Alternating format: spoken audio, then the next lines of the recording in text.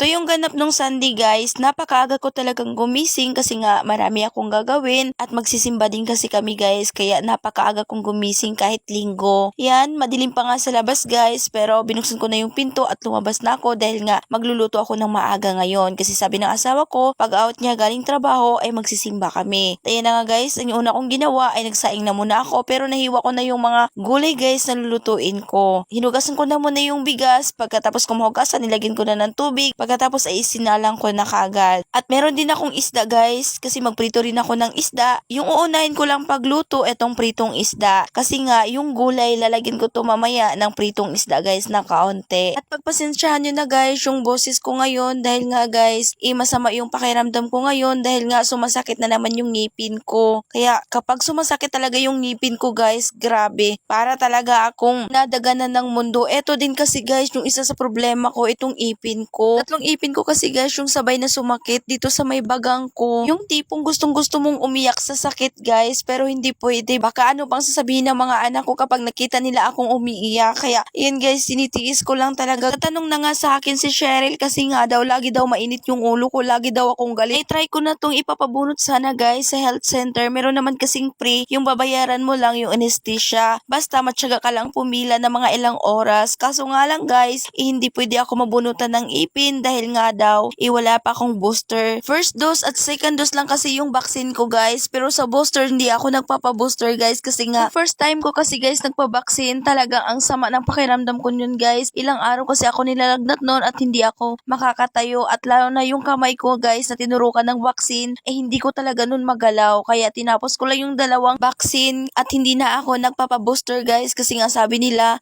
matapang na daw yung booster kaya natatakot talaga ako kaya hindi ako nagpapa-booster. Dito naman sa amin guys, sa health center, hindi sila tumatanggap ng pasyente guys na napapa-check up kapag walang booster. Kaya ang mahirap din kasi dito guys, libre naman sana kaso nga lang kailangan mo pa talagang magpapa-booster. Lalo na sa mga anak ko guys, ayaw ko talaga. Anyways guys, medyo marami na akong nasabi sa inyo. Balik na tayo dito sa pagluluto ko. Nung natapos na nga ako magprito sa isda, ay eto naman sunod kong niluto guys, etong gulay. Ayan, nagpakulo lang ako ng tubig. Pagkatapos nilagay ko na kaagad yung luya at saka yung tanglad. Pagkatapos nilagay ko na kaagad etong kalabasa at saka konting sayote guys. At nung malambot na nga yung sayote at saka kalabasa, nilagay ko naman tong pechay at saka yung talbos ng kamote. Ayan, at tinimplahan ko na kaagad guys at nilagay ko na kaagad yung malunggay at saka yung pritong isda. At ayan guys, kumain kaagad kami. At tignan nyo naman tong kamay ko guys, ayan, sugat-sugat siya. Kasi nga nung Sabado guys, ayan, marami akong nilabahan kasi nga alam nyo naman kapag Sabado, it's laba day talaga tayong mga nanay. Marami kasi mga puti guys ako nilabahan, kaya yung kamay ko ayan nasusugat dahil guro yan sa sabon at saka sa Zondrox sa pagkukusot ko. Yan, at nung natatapos na nga kaming kumain, yan, pinabis ko na kagad yung mga anak ko at ayan, naglalakad na kami papuntang simbahan. Yung misa kasi guys ng simbahan dito sa amin is alas 8 ng umaga, minsan naman alas 9.